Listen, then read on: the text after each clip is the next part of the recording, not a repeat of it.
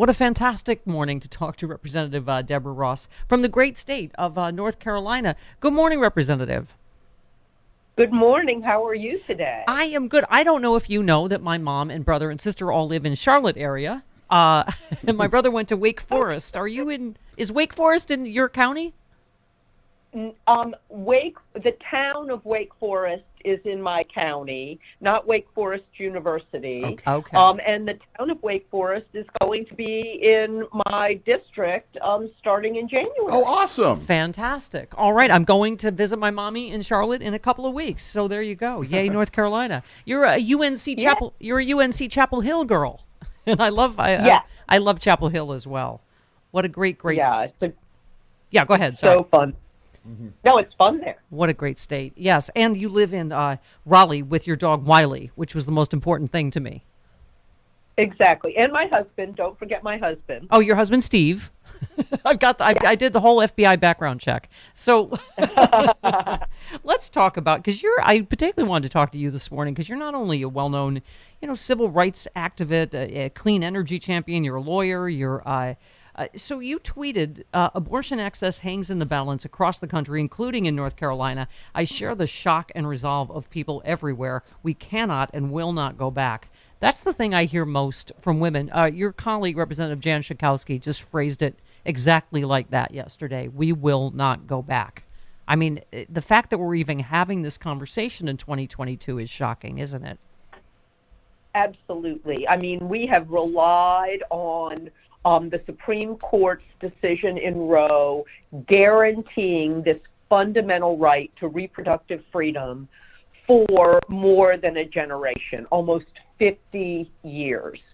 And there are women who have gone through their entire reproductive lives with this right, including myself, and now we are about to have a generation that literally is going back to the dark ages.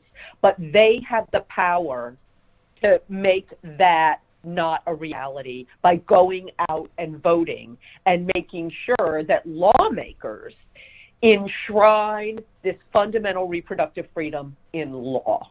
Representative, I think they really did underestimate the power of women. I mean, Hillary Clinton, I think, said it best yesterday on Twitter that we will not have a future in which our children and granddaughters have less rights than we did.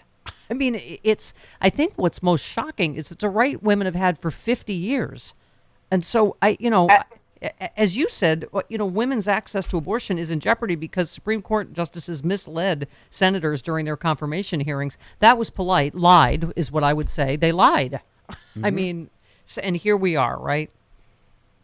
And here we are. And we have two female Republican senators who are outraged that that nominees would come to them and completely mislead them about what they were going to do on Roe. And I give some kudos to Susan Collins and Lisa Murkowski for expressing that outrage. Look, there's only one thing that can stop this from happening, and that is if we take to the streets.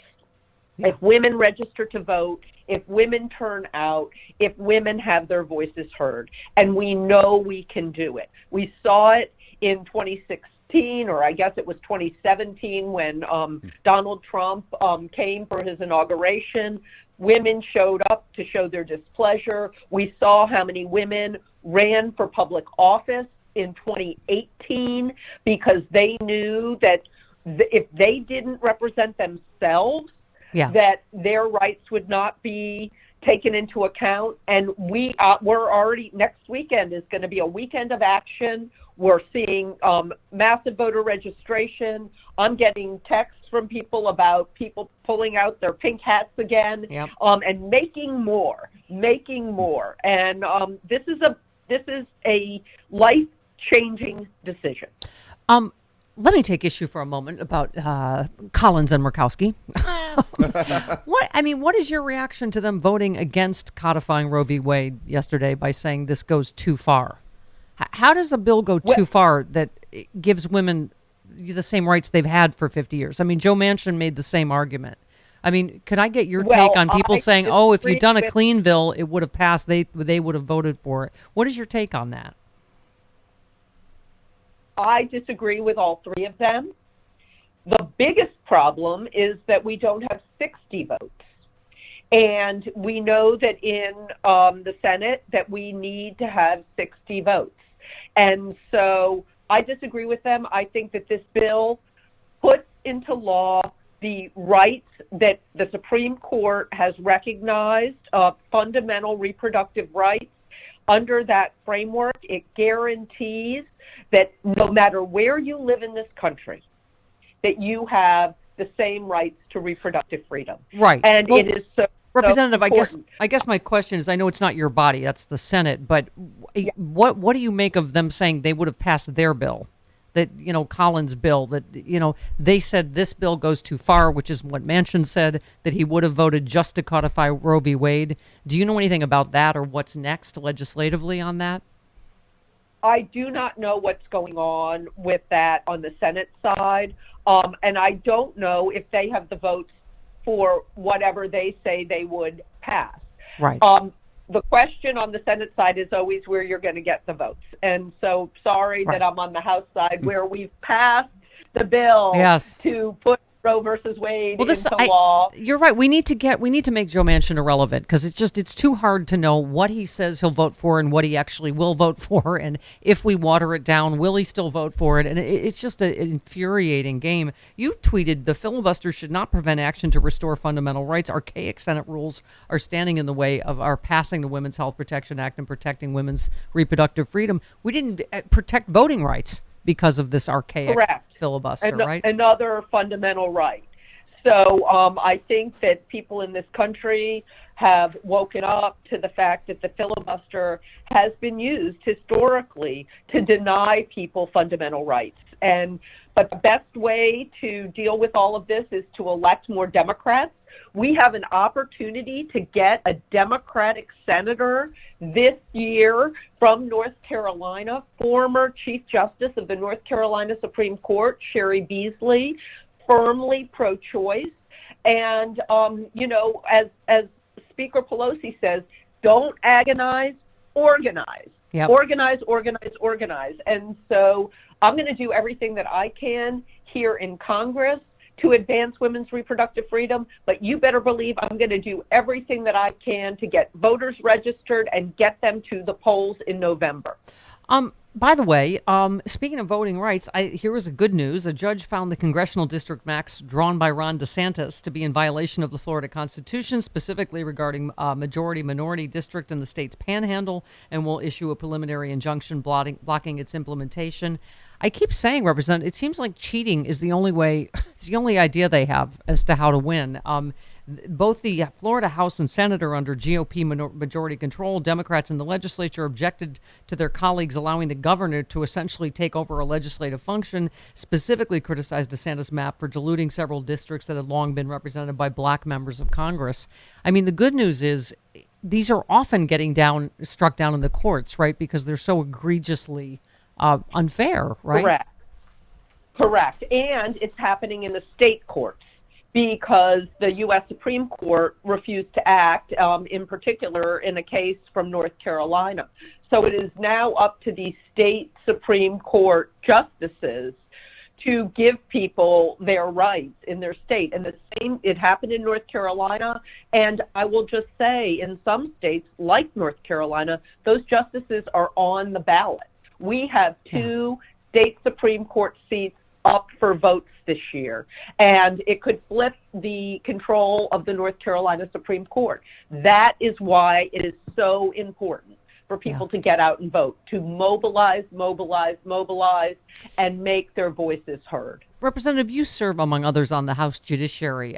What kind of game changer or not do you think the January 6th hearings are going to be? Because it seems to me there's been a lot of breakthroughs, right? We have these new documents now revealing Oath Keepers' bizarre plot to have Trump blackmail Congress. I mean, every single bombshell is worse than the last, right? And I think the American people still haven't largely seen the story until these hearings, right?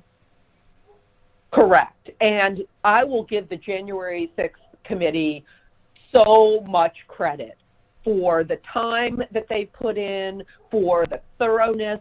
But you know who else I'll give credit to? The more than 800 people who have voluntarily testified and provided information to the committee. And so we hear about people like Mark Meadows, who we had to hold in contempt, who refuses to provide the information. But there are more than 800 people, Democrats and Republicans, many people from the Trump administration, who saw what was going on and provided that information to the committee. And when that committee rolls out its report and its hearings, it is going to be a blockbuster of obstruction by the Trump administration and illegal actions. And the American people, it's been kind of simmering, but the American people are going to wake up to that as well. Yep. I'm specifically going to Salisbury, North Carolina, to my sister's in 2 weeks. Now, what kind of dog is Wiley, and how far is it to come and have a drink with you and Wiley? So,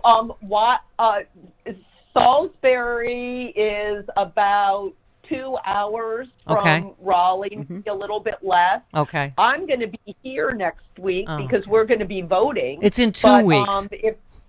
2 weeks. In 2 weeks. And also, what kind of dog is? What kind of dog is? I'll be back in North Carolina, and maybe we can meet in Chapel Hill. There you go. Which means that you only have to drive about an hour. Perfect. All right. Maybe a little bit All right, more, but you need to and, stop. You need to stop evading hard questions like what kind of dog is Wiley? Oh, I'm sorry. Wiley is a deerhound. Okay. And he's adorable, and he weighs 125 pounds. That's the same size as my dogs. I will drive the hour to meet Wiley. Okay. All right. Well, I look forward to it. This has been so great. Thank you so, Representative Deborah Ross. Thanks so much for taking time for us, and we'll talk again soon. Okay. Thanks so you much. so much. All right, there Bye-bye. she goes.